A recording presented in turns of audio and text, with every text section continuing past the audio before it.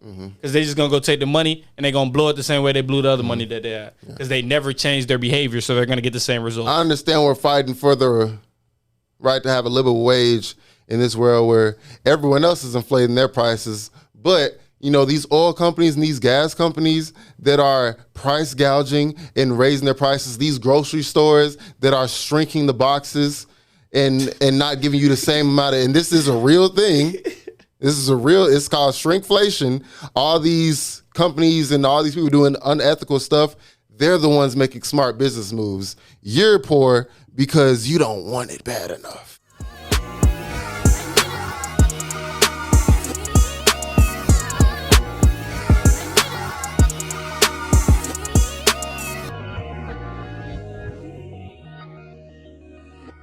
Welcome to another episode of Under the Rug, where we get deep into the topics that y'all like to sweep under the rug. I am Honorable Tino. I'm here with my co-host. You know what I'm saying? It's your boy at CK3 The Thrill. That's CK Cam, Cameron Prez, whatever you want to call me. Just make sure you follow me. Follow my boy. Follow the podcast at UTR, the podcast, the only podcast, your new favorite podcast. Like, comment, subscribe, share, whole nine. You know what I'm saying? You feel me? All that. So what's the topic today? Man, I'm telling you, I was cleaning in my house the other day, bro. Like, real talk. Went under the rug to sweep it up. I seen a topic that really struck a nerve because it's so vital. You know what I'm saying? We always talk about the Jewish community and they're so close together and they have their business. So why aren't black businesses thriving like they should be? Well, I mean, there's two sides to that coin, because if you ask me, like, say for instance, why can't black people in their own communities create great businesses, it's mostly because anybody who's extremely business minded and sees themselves a certain way or sees a certain life they want to live, they immediately move away from the Negroes. Okay. So they take all their talent and insight and whatever to the white community. So you saying the black business needs to be actually in the black communities if it wants to thrive? Of course. You know why they take it out of the black community though? Why? Because they scared it's gonna get robbed. But what the Asians and the Arabs and everybody else got their business up there and they still up. Yeah, I mean, you know what I'm saying? And robbed, it's sad that we take feel the that Negroes' way. money. But they also feel like, and this is the truth, they feel like they're going to get more support from those other communities. So it's like, why would I keep it over here if these people ain't going to buy it? I'd rather go over here to Collierville, Germantown, you know what I'm saying, Memphis areas. Black people are the most buyingest people in America. We spend money on everything. We spend money on stuff that gives us status. So if your brand ain't getting worn by Gunna or Young Dolph RP previously, or any of these like people with high status, why am I going to wear your brand? Because if I'm walking down the street, if I'm in a club, I'm at a bar or something, people aren't going to identify what that means. Regardless, if you my homeboy and I know it's your brand, if somebody else can't recognize the brand, then I'm not getting, you know what I'm saying, the reward for my money. That's I feel like people feel that way. But the Asians and the Arabs still got these village marts and these whatever that they have in the community where they just resell the Negro clothes. Yeah. So it's just, I really wonder, it's just like, of course, like, you know what I'm saying,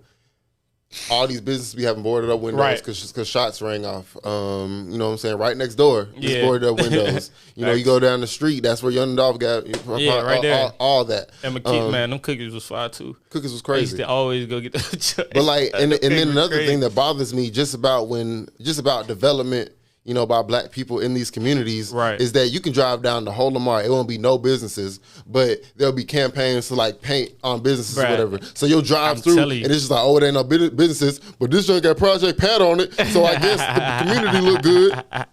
And what I also think is it was a big point. You said the Arabs, people of other races, it doesn't really matter. Just none. The Middle people. Easterns. Yeah, whatever you want to call them. No disrespect to them. I just don't know the correct terminology. So I'm just saying the people that aren't black, when they're selling the black products, black people buy them. Because when black people are selling the black products, you know why we don't want to buy them? Why? Because we see ourselves as equal, right? And it's like, why am I going to give somebody that's on the same level as me my money?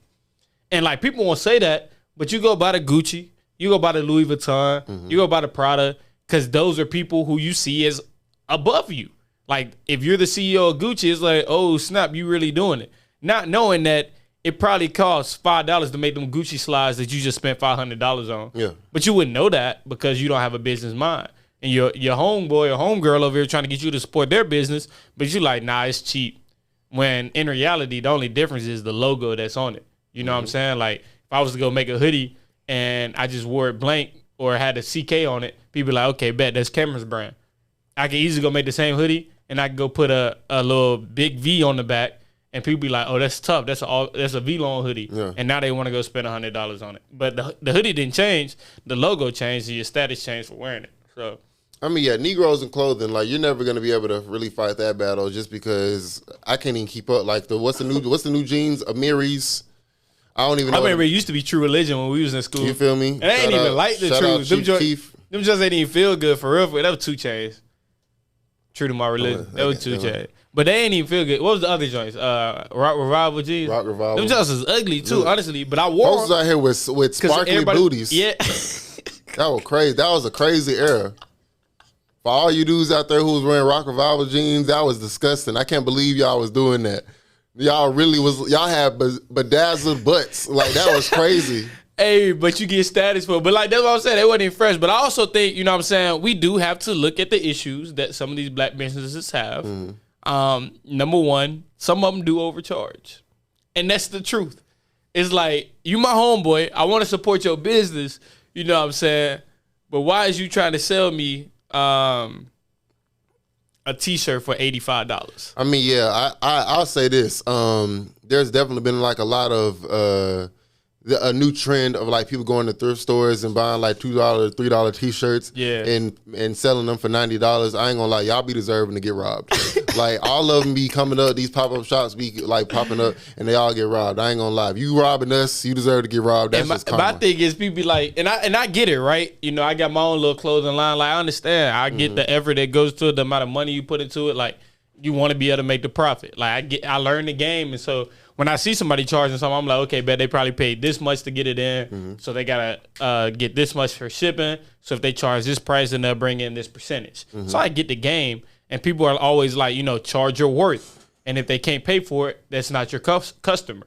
Cool, I get it. If you have that mindset, it's okay. If they can't afford it, it's not your customer. But don't get mad when you're not getting the support from your community.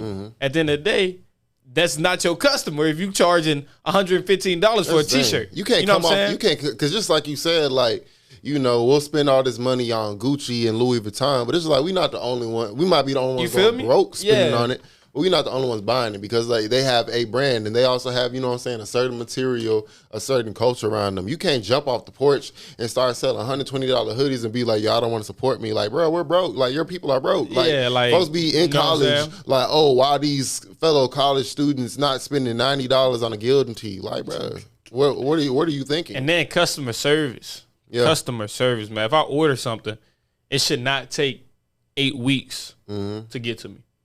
Come on now. Unless you let me know. Like, if you put it in there like, yo, this is a pre-order, it's going to take a while. Bet, I got you. I'll be patient. You know what I'm saying? I'm just trying to support your business. But if I go order something off your website right now, and I order a dang T-shirt, and it gets delivered in December, and it's 20 degrees where I'm at, what good is that going to do for me? Thanks. You know what I'm saying? There ain't no customer service. So it's like, I think folks be feeling too comfortable, you know what I'm saying, when they selling to black people. Because I ain't gonna lie, I'll go into like certain restaurants and like you can tell, like, especially like got a young waitress, they be like, oh, sorry, blah, blah, you know what I'm saying, all ditzy and whatnot, you know what I'm saying, not giving the proper service. He'd be like, okay, for sure. Then white people walk in, they be like, oh, how do I help you? Oh, what do you need, blah, blah, because they know them white folks gonna call the manager, they gonna talk. But it just goes into, you know what I'm saying, the community and self-love within the community. Like, you got to treat your black customers just like you would treat the white customers. Like, and that's why a lot of people, you know, leave the community to go put a business elsewhere. Because it's just like, they can talk about crime and they can talk about this, they can talk about the other. A lot of people do feel better if they're around white people. Right. And that's just the facts around it. They feel more it's successful. sad. It shouldn't be that way. But it's also what you just said when you're talking about how they treat people differently. It's always been crazy to me is like, say you start a business, everybody asking you for a discount. Bruh. Everybody asks you for a discount, Or even worse, they'll be like, let me get it for free. Supposed to be like, let me get a discount and only be buying one item. Like, I can see me? if you was like, oh, I want to buy like 10 like, of these. At least spend the block. Can I get 10% off? Yeah, you know what I'm saying? Sure. Like, you know what I'm saying? They want a discount. I want one T-shirt. Go and knock off $40 of your product. And then the thing is, it's like, whenever I was selling clothes and people was like, yo, like, can I? I'm like, you know what I'm saying? Did you ever ask Nike if you could get a discount off that $240 tech suit that you brought? Come on now. That was probably $30 to make. Did you email them and say, hey, before I buy this tech suit off of your website, yeah, can I get 70% off? No, they look at you so it feels more accessible. You feel me? Or can I get free shipping? Or that's just Cameron. Can I get buy one get one free? Crazy. Like, no, you don't do that because you have more. The truth of the matter is, we respect white business owners more than we do black business owners. Of course. And we can post on social media, Facebook, all we want about support black business, promote black business.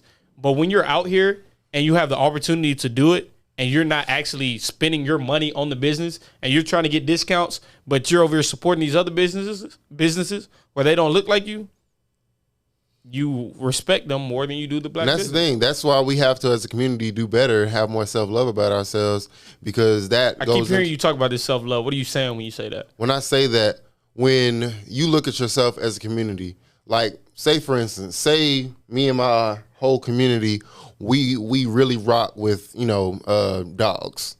We all really love dogs. That's what me and my neighborhood, we all really like dogs. You know what I'm saying? And that's just how we came up. That's our culture. If somebody comes out and we're using those dogs to like attack people, or using those dogs to like fight each other, or we're shaving the dog's hair off, you know what I'm saying, for our own, to like sell it, people look at that and they're like, you don't really love those dogs. And so someone outside will be looking at that like that doesn't really have much worth. And that goes the same thing as the community. You look at the community and you look how we treat each other. You feel me? You look, oh, this dude broke because he looked like this. Oh, this person over here ghetto, they ratchet. You know what I'm saying? Even myself, like, if I wanted to represent myself well, I wouldn't go to the local brunch spot and be yelling, hey, on the tables, like twerking and dropping my booty on the table. I miss brunch, bro.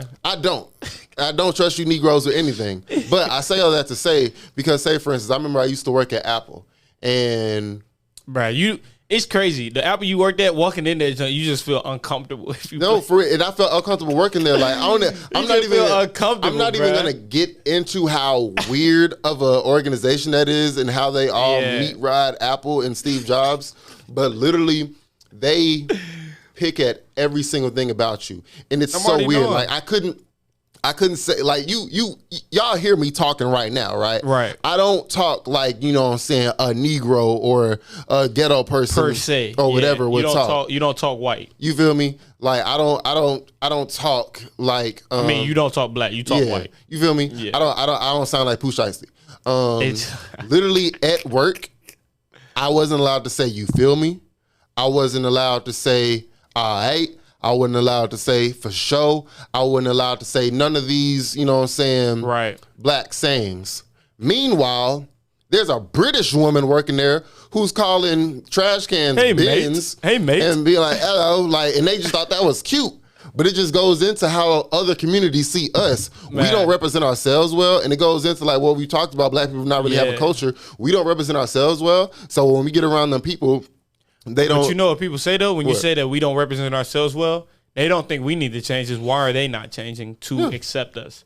And my thing is, like, I get what people say when they say that, but at the end of the day, respectability politics. Thank you. Like, let's be respectable. Yeah. Like, let's be presentable. Why would you not want somebody to respect you? You know what I'm saying? Like, and the things we try to get people to accept, right? Pants hanging below our waist, smelling like, you know what I'm saying, the gas. You know what I'm saying? No. I be smelling like that gas sometimes. Right. Put some cologne on. Take a shower. But sure. Because it's like, you know what I'm saying? I don't. But that is ignorant. It's not professional. I would never like smoke weed. It's not culture. No. Like, don't be like, oh, they need to accept that. It's not culture. And another thing that you hit on, it made me think about it. So, like, we go to these white businesses instead of black businesses. How do you feel about us not going to HBCUs and going to these other universities? Well, I mean, the thing about HBCUs is That's another beast within itself. And maybe I'm, I'm saying, But it's being black. ignorant. Honestly, HBCU is black business. If we're gonna think about it, I went to college for a week. You know what I'm saying? Maybe I don't know enough that I should know about these HBCUs, but you can tell that these schools, these colleges don't respect the people working there, mostly because it's a bunch of black kids. And they know that there's not gonna be no Karens or, you know what I'm saying, coming up there to sue the school. Like, look at a school like Howard. Every single celebrity on earth donates millions of dollars to them. Yeah. How do your students not have housing? nah, terrible. How are they living in hotels? Terrible. Like, how are they having roaches in their stuff? How are they not getting clean water? We had rats at the Naval Academy, so I don't feel for them roaches. But I say all that to say it goes into like how we talk about self-love and respecting ourselves. Like, they would never have to deal with that at Ole Miss. They would never have to deal with that at Vanderbilt. Like, they would never have to deal with that at these white schools. But as soon as you see a couple Negroes in the school, you're like, oh, I can do whatever to y'all because y'all just happen to be at school. But do you feel like, okay, so that's definitely an issue. They don't use the funding for the students. Because they use the funding for these, and I'm gonna say this. I'm not gonna disclose where I work. I do work for a nonprofit, and it's sad to see how these businesses really act with their donations. Like, especially like, I'm not gonna say any names, but like there's local like art, places who get all these grants and whatnot, and they talk about how they care about building up the community and caring about art and wanting to make the community better, but they ain't planted a flower in a black community. You feel me? They just wearing nice clothes, having extravagant dinners, and going to eat crab legs in LA or something, and wearing nice gowns. Like, folks be killing me. Like, black people be killing me with this stuff. And the thing is, if you ever were to talk to someone who owns one of these nonprofits,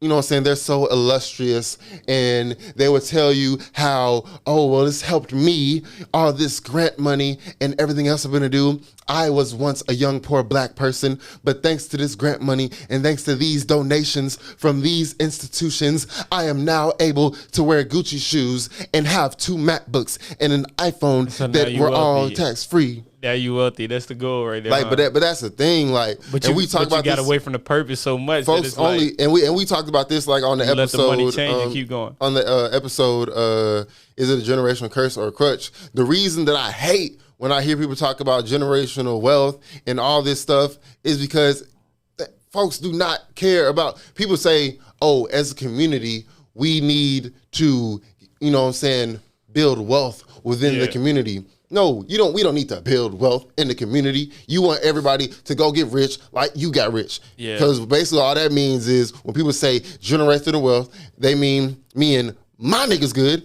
We finna be eating crab legs. We finna go move to Collierville. We finna be doing this, and y'all just need to pull up yourselves up by y'all bootstraps and get where I am. And then don't you see me? With us. Yeah, but don't dare come sit with us right now while you ain't got that money. Don't dare come to sit with us right now while your shirt dingy and while you still, because the thing, this is the thing. When I talk about this all the time, how when we were supposed to get integration, we got tokenism. I mean, you said that every episode. People think that's your line right there. You gotta get that on a t-shirt. You feel me? People think when I talk about that, I only mean, looking up to white people or idolizing white people. I don't mean that. I mean me, an illustrious black man. I can be wearing my collared shirt and my nice pleated pants and my loafers and look at you other dirty Negroes who haven't got out of dressing like dirty Negroes. Look at you nasty jigaboos and your ripped jeans and your tank tops and whatnot. When that all goes into culture. Like, we have no problem upholding this culture of reality TV, banging your booty on the table at brunch, Megan Thee Stallion, Pooh Shiesty, Black Trauma on television. Glorilla. We have no issue cheating on our taxes. We have no issue lying so we can get this PPP loan. We have no issue with making ourselves look like what white people look like and say, well, this is what the white people do, so we need to do this. We have no issue with that. But when we look at the symptoms of this culture and these systems that we uphold, we have the nerve to look down on the people it hurts. Whew. And it just stuff like that kills me. This is what really be on my mind, because like there's this book, and it's basically like this utopian society, and everybody's doing great. But in order for this utopian society to have complete peace, everybody in a nice wealthy neighborhood, everybody having money, everybody like no crime. In order for all that to work, there has to be one child who suffers great pain every single day. And people look at that child and they say, well, I mean, it sucks that you have to deal with that. But we cool. But we cool up here. And that's how we're living in America. We're looking at these communities that are impoverished. We're looking at these communities that are riddled with crime. And we're saying, well, y'all need to stop killing each other. There's 5-year-olds that live there. They ain't killing nobody. There's 60, 70, 80-year-old people there. They ain't killing nobody. Right. There's business owners over there. They ain't killing nobody. But because you have this community of 1,000 people and 8 Negroes keep messing it up for everybody, we look at that community and we say, y'all need to get y'all stuff together. Right. Because this is the thing. Of course, there's always going to be a story about a rags to riches Negro. If I put all my money into opening this business, we ask why our black business is thriving. I put all my money into opening up this business, right? Right. I put all this time and hours in. On the 5th day, it's shots rang out through the window. It's on the news. My window's boarded up. None of these rappers or these rich people or whatever think, oh, they just deal with hard times. Let me go over there and fix that up. Let me go over there and hey, you know what I'm saying? Here's who you should talk to about security. Here's who you should talk to about getting stronger glass. It ain't none of that. It's see, that's why I don't go to Orange Mound. That's why I put my business why I ain't gonna go to that restaurant. Yeah. You feel me? That's crazy. We ask why black businesses aren't thriving. We ask why black people aren't thriving. We ask why black people aren't doing this. I wouldn't say black people aren't thriving. I think I don't want to overgeneralize it too much. Mm-hmm. You know what I'm saying? Of course, we always look at things as like the overall picture, right? When you look at black business, because there's great black businesses out there that are doing very well for themselves.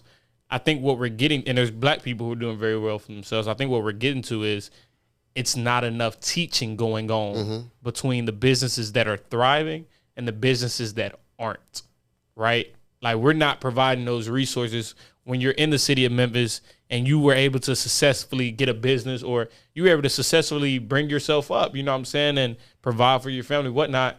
Where is the teaching going on to make sure other people can do that? That's the big disconnect. Where is the support? Like just like the owner of Slutty Vegan out of Atlanta. ATL, yeah. Bro, that woman really went to go speak at Morehouse, and she gifted all the graduates LLCs. That's so stupid. Nah, that's tough. That's stupid. It's tough. Do you know what an LLC can do for you? I know what an LLC can do for you. That's tough. That's tough. That's dumb. It's just for me to be like, oh, y'all can all be entrepreneurs. Y'all can all go do this. It's bigger than that, bro. It's bigger than that. It's bigger than that. When you have an LLC, you can do so many things, and especially if we're gonna talk about taxes. And this isn't even cheating your taxes. This is what people do because it's smart. You have a business, right? Okay, so say I started an LLC. Matter of fact, we have an LLC, Under the Rug Podcast. Yeah. LLC. Guess what we can do at the end of the year? Write this microphone off. Write that microphone off. Oh, we bought a brand new outfit for the podcast. Let's write that off too. Oh, we spent all this money on advertisement on Instagram, TikTok. Write that off too. Oh, we want brand new cameras. Write that off too. Brand new lights. Write that off too. Oh, the gas to get here to record. Write that off too. Oh, we trying to go fly here to promote the podcast. Let me write that off too. You file everything under your LLC. You file it into your taxes. And now, guess what? You're not spending a dime. And your business is flourishing. That's the power of an LLC. And you can say that's cheating your taxes, whatever you want to say it. It's called money management and actually learning how to. I mean, no, for sure. Business. It's smart money moves, but it's just like you have all these kids who finna go into student loan debt here. It's like, it's very cute. How much does it cost to get an LLC? It's only like $300 something, bro. She couldn't have paid off they. I'm telling you. I'm not saying she had to pay. So I'm a big component of like, bro. I'm not. I am not a big fan of giving things to people. Mm-hmm. Like, no, because all you're doing when you're doing that is like, oh, you need some money. Here's $500. No, because guess what? You're gonna need the next day $500 more. So what she did was, oh, okay, y'all are graduating. Here's the LLC. So now take this LLC and learn how to use the LLC and watch how much passive income you can bring in. Watch how much money you can get during tax season rather than them taking money for you, because you're going to get taxed the highest because you don't make anything. So before you let them do that to you, let's get our own bread back. And now you can go start your own business. You living on the government's dime. This is what they don't want us to know. This is the information they don't want us to know. So I think her giving them an LLC is actually what we need more of in the community. It's cute. It's very cute. But I don't know. Like, I know you feel like if you have a lot of money, you're selfish. I don't feel like if you have a lot of money, you're selfish. I do feel like if you're a billionaire, there's no way to be an ethical billionaire. There's absolutely. I disagree. Now, a million seconds is 11 days. A billion seconds is 31 and a half years. I don't think people truly understand how much money $1 billion, and I do understand that to get $1 billion, you have to make smart money moves here and there. You have to know what you are doing and know how to work the system. But it's just for someone to have $999 million and they're like, nah, I'm too hungry. You know what I'm saying? I got to build that generational wealth. How do I get to $1 billion? For someone to be out there with $41 billion and you have schools out here who, you know what I'm saying, the kids can't even eat in some of these schools. You got kids in this school that's hungry. Do you think it's fair to them, though, that they've, like, especially a lot of these business owners like Elon Musk, Tesla, or Jeff Bezos and Amazon, like Fred Smith, FedEx, I don't know if he's a billionaire, but all of these people grinded to get this business to where it is today, right? It's not like Elon Musk got his money off of part-time, but we can talk wasn't about like that later. It was handed to them, you know what I'm saying? Like Elon Musk has changed the world with Tesla. That's very, very cute. Steve Jobs changed the world with Apple. I get that his dad got all that money from Blood Diamonds. He was able to bring that generational wealth down to Elon Musk. Steve Jobs changed the world with Apple. Bill Gates changed the world with Microsoft. I get that. So at what point do you, like, why, if I grinded to get this money, why do I need to be giving out half of my income? I don't think you need to go out and be like, here. But we say that, you know, these schools or whatever, the communities around here, the property tax is low. That's why they're struggling. You know what I'm saying? You Negroes, y'all be safe. I'm moving my family over to Collierville. There's no reason that somebody like Jeff Bezos or Elon Musk can even think, even think for a second they can go paying zero taxes anywhere. I don't care if it's for your business. I don't care if it's for your income. I don't care about none of that. There's no reason. There's no fathomable reason in my head that you should ever be able to not pay any taxes. Because you know who's funding all these schools? The upper middle class people. No, I agree. I think the rich should be taxed. Once you learn about, you know what I'm saying, your LLCs and being $1 billion, and once you learn to put your money in trust funds, in stocks, so you can say these are unearned, like just like, say for instance right now. Passive income matter though. You got to have multiple streams of income. You have to. That's cute. Elon Musk. Is the truth. Elon Musk bought Twitter for how much? He sold that joint though. He sold that joint. He ain't go through with the deal. But how much was he finna pay? Was it like 100? 44 billion. 44 billion? $44 billion. Now, if somebody was like, why don't you do this? They'd be like, oh, my billions aren't liquid. It's in unearned gains. It's in stocks. It probably is. When it comes to you buying Twitter, you can say, oh, I'm going to pay you in these stocks.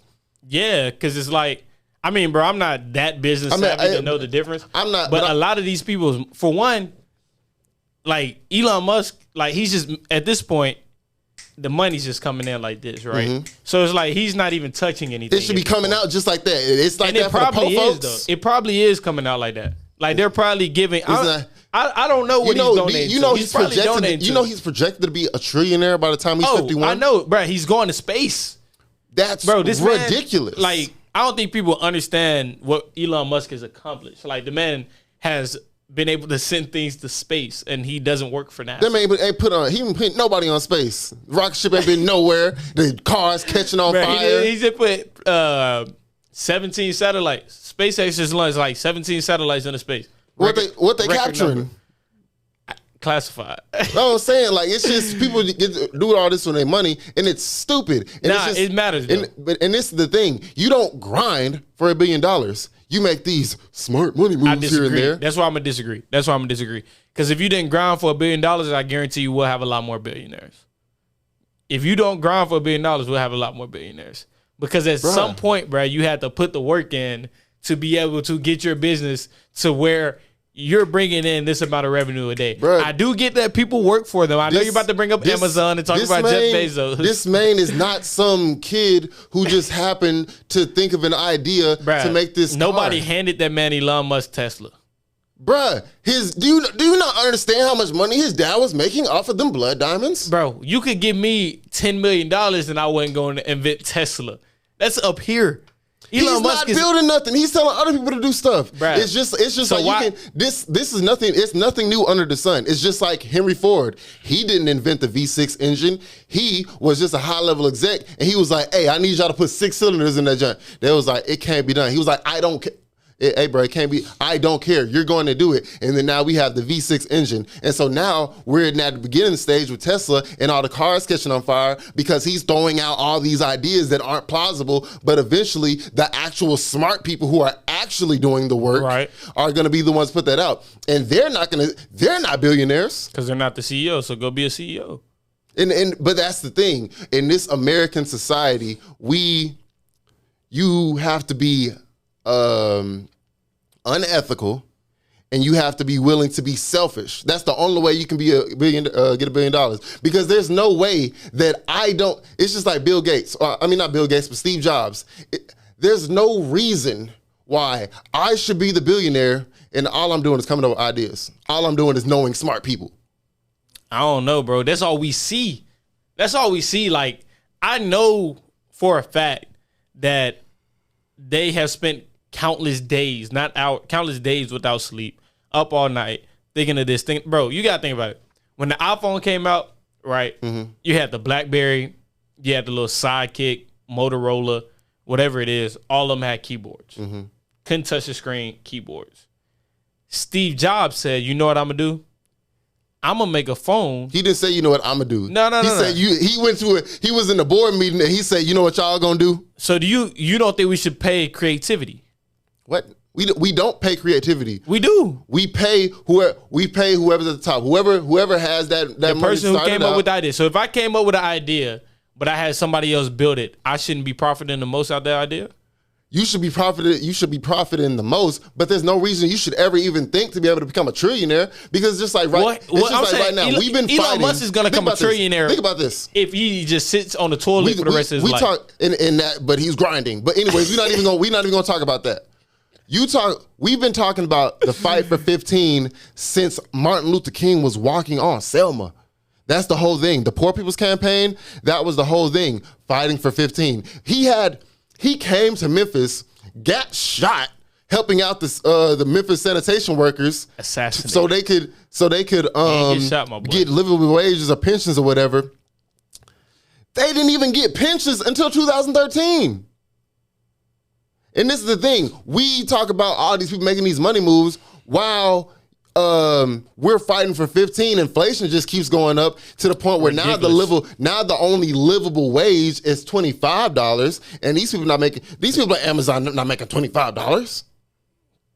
I mean, Jeff Bezos has the money to make sure his employees are living a livable wage, but that's not what's going to make me a trillionaire. I'm making smart money moves. In order for me to be able to hoard all this wealth, I have to not pay y'all a livable wage. So my thing is this, though. Being smart. I'm going to write off your training, and I'm going to write off the fact that I give you guys Amazon stock so I can pay $0 in income taxes. If you want to be, though, when my workers are taking dumps on themselves and they don't even really get breaks because your break starts after you're not touching a box anymore. But I'm going to come to Amazon and motivate my employees to let them know they can be like me one day. Here's the thing, bro. Here's the thing. And this is just real spill.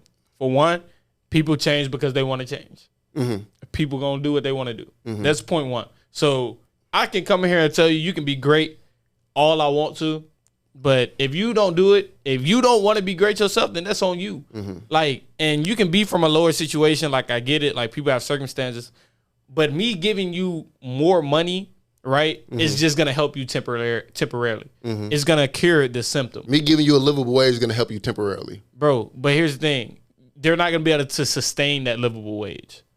You're not going to. You're not going to be able to sustain it. This is the. You're not going to. This is the thing. And so the thing is, why not? So I get during tough periods of time, like right now, like yeah, people need more money, throw the stimmy, whatever. But here's the thing, though.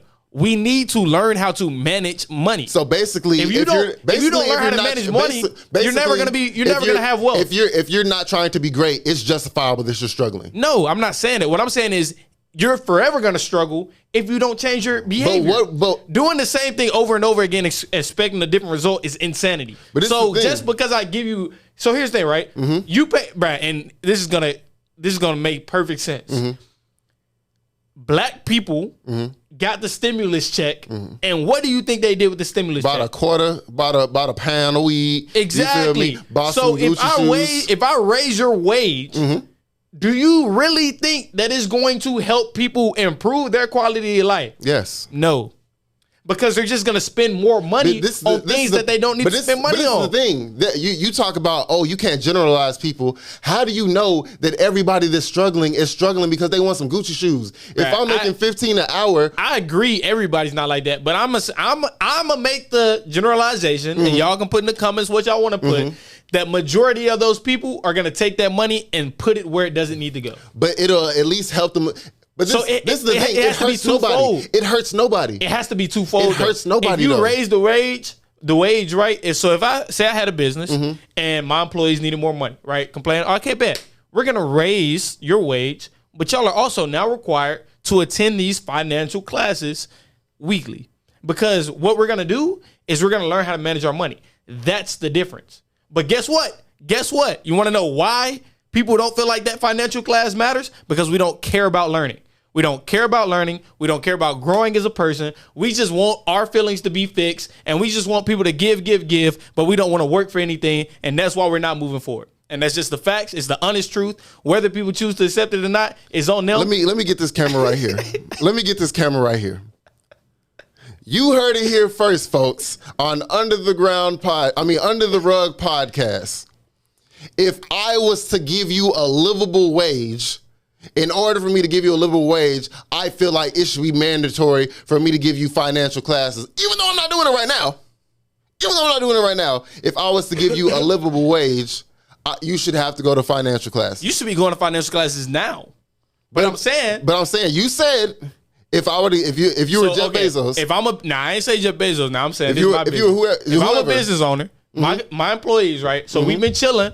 Now it's like, yo, time's getting tough. Employees like, yo, we need more money. Okay, I see. Where are you struggling? Is this version of the camera? Can you a billionaire? Huh? Is this? Yeah, sure. I can be a billionaire, trillionaire. It don't matter to me. What I'm saying is, I got there because I learned how to manage my money. Like, simple fact, right? And so if I'm gonna pay you more money, cool. We got the money to do it. We're going to pay you more money. But I also care about you as a person. I care about your ability to grow as a person. This man, he missing the serious point, bruh. This is real. Bruh. So here's the thing. When you're a teacher, you show somebody how to get the job done. When you're a manager, you make sure they get the job done. When you're a boss, you make sure that they get the job done for you.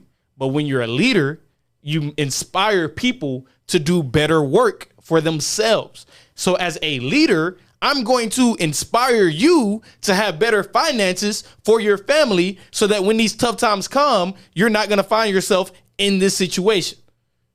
And the ones that get onto that, guess what? They're going to move up a tax bracket. And the ones that don't, because they don't want to go spend the 2 hours a week in a financial class and learn how to save their money, learn how to manage their money so they're not blowing out here, learn how to actually have a budget and use the budget so they know where their money's going, they can continue to struggle. And that's on them. It's on them. I'm not feeling sorry for them, bro. If they don't want to help you, if you don't want to help yourself, I don't care. And that's point blank, period. Now, if you want to help yourself, then let's go. Like, let's get it. I'll help you. I'll be right there beside you the whole journey. But I'm not about to help nobody that don't want to be helped. I'm wasting my energy. That's on them. It's a problem within them that they need to get figured out. You heard it here, folks. And that's the truth. Hey, you out there, mother of 3 who works 3 jobs where at none of them you get paid over $15. I know you have 3 kids, and I know you're dealing with these medical issues, and you don't have proper health care because you live in America. You are making an extreme. But I'm saying, but these are the thing. Does she want to help herself? That's the flip right there. Does she want better for herself? And if the answer is yes, then it's like yes. But if somebody doesn't want better for themselves, why am I just gonna throw money into them? You're not throwing money into them. Right. This isn't me saying that. Oh, I think they deserve $25 an hour. I'm not saying new people livable who wage. I'm not saying is people just $25. I'm not saying people who struggle. For you to go get an apartment, you have to make 3 times the rent. Yeah, for sure. I'm not, bro. Here's the thing. I'm not saying people who struggle don't deserve to be. So helped. even if you saved up $10K because you make smart money moves, if they look at your pay stub and you're not making 3 times the rent, you got to go stay in the hood. You and your babies got to go stay in the hood because you make $15 an hour. I mean, bro, check this out. Grind, hustle, get on your paper, watch some Eric Thomas videos. Bruh, I mean, here's the thing, bro. Here's the thing. People have to want better for themselves. That's the first step for anything to take place. And it's just the truth. You can look at any example in life. If you don't want better for yourself, if you're willing to do the same behaviors over and over again and expect a different result, you're insane. That's insanity. You're not ever going to experience change. And so until you look in the mirror and you hold yourself accountable, like, okay, I need help. I need to do better. This is where I went wrong. Let me go get this help. Until you get to that point, you're helpless.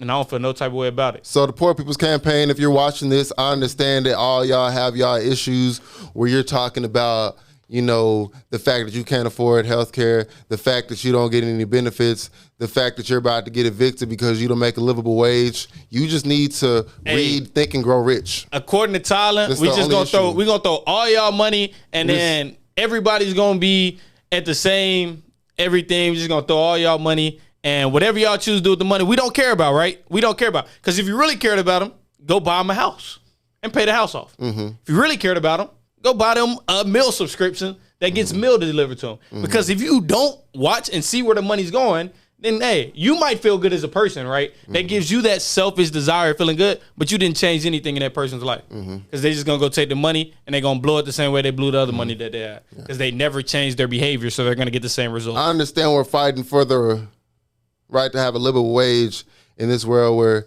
everyone else is inflating their prices, but you know, these oil companies and these gas companies that are price gouging and raising their prices, these grocery stores that are shrinking the boxes and not giving you the same amount of, and this is a real thing. It's called shrinkflation.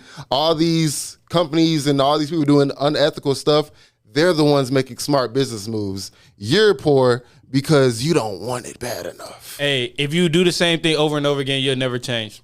And that's my last words. How much time we got left in that That's my last words on this episode. Hey, Cash, if you do the same thing over and over again, nothing is going to change your life, and I can't feel sorry for you.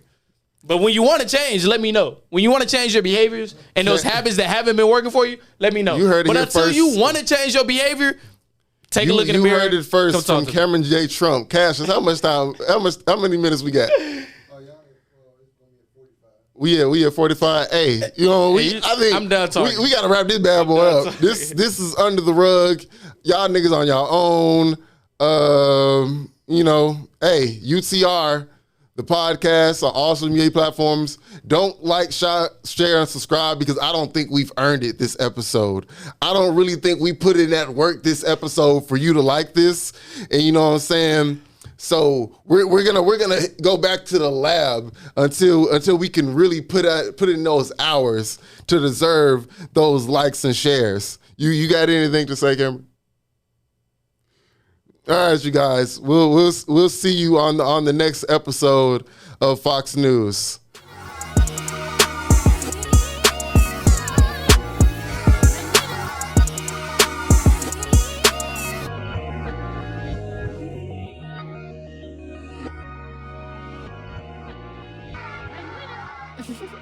You're not slick.